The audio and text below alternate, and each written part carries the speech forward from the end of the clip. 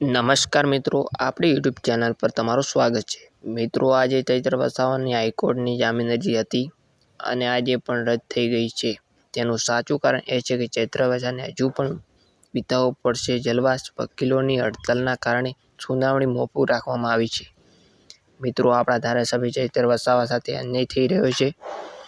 તેમને તારીખ પર તારીખ આપવામાં આવી રહી છે પણ છોડવામાં આવતા નથી અને આ બધી જ ચાલ રમાઈ રહી છે। તો આપણે ચૈત્ર વસાવાના સપોર્ટમાં ઉતરવું પડશે।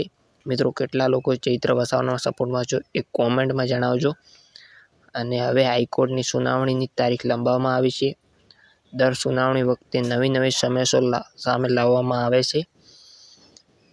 તો મિત્રો, વિડીયો ગમ્યો હોય તો લાઈક કરી દેજો અને વિડીયોને શેર કરજો અને સબસ્ક્રાઈબ કરી નાખજો। નવી ન્યૂઝ જોવા માટે અમારી ચેનલને સબસ્ક્રાઈબ કરી દેજો અને વિડીયોને લાઈક કરી દેજો મિત્રો।